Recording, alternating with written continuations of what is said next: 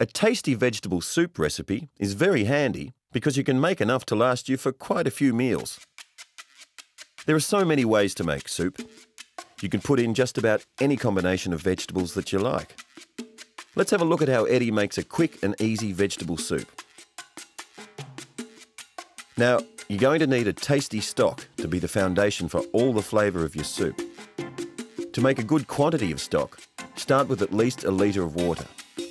But if you've got a big pot, you can try making a larger quantity, as much as you like really.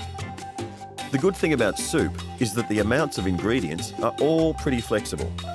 Tasting as you go will give you a good idea of how much to use. You don't need to worry, you can't really go wrong. Put the water on the stovetop at a medium to high heat. You'll need to add some bones from the butcher to your water to make the stock. Eddy explains it to us like this. To make a good foundation for your soup, right, it's a good thing to buy some bones. It can be chicken bones, beef bones, it can be lamb, any kind of bones what you can make your soup with. So what you do, you buy the bones from the butcher, and the bones, I put them already up here in the pot. Right, like you see. And from those bones, right, you boil them out and you make your flavor of your soup. All the goodness from the bones, from the beef bones, chicken bones, everything else is inside the stock. When the bones will take about an hour to subtract all the goodness out of them, what you do then, you start putting your vegetable inside. Now, for the veggies. Let's start with celery. Give it a wash and slice it into pieces about the thickness of your little finger.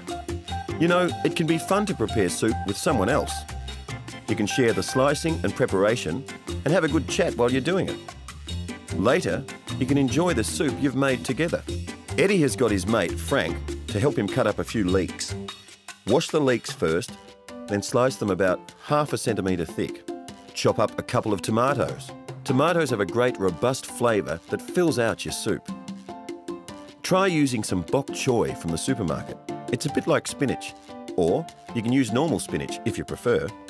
While we're talking about cutting veggies, Eddy has a great chef's tip for safer, more efficient use of knives in the kitchen. When you cut it, have a knife on an angle. Put your fingers like that, have your knife on an angle. So the knuckles up here, behind the knife, where it comes. So you can see. I mean, a lot of people, they go like this. The first thing what they do is chop the fingers.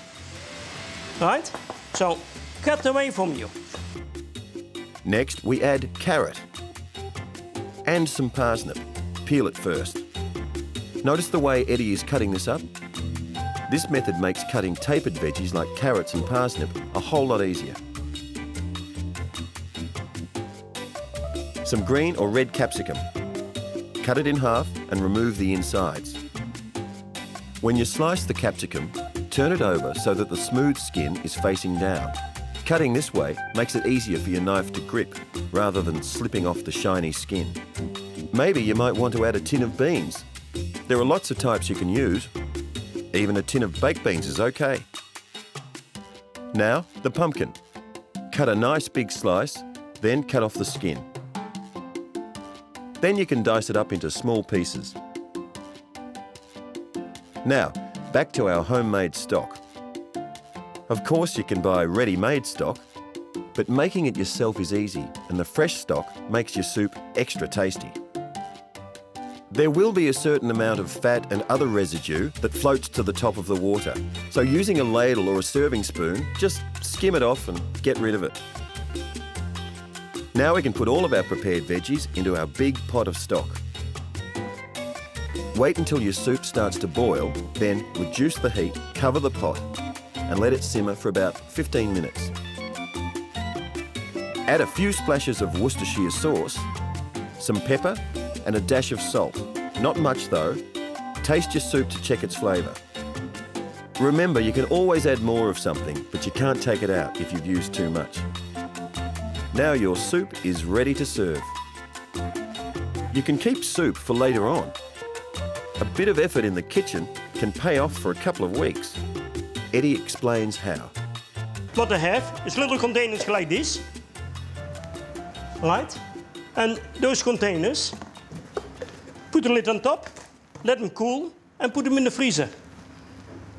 So the day you want your soup, you can put them in the microwave, or you can leave them out overnight in the fridge or on the bench, and the next day put them in a pot and heat them up, and you got your soup ready for the next day.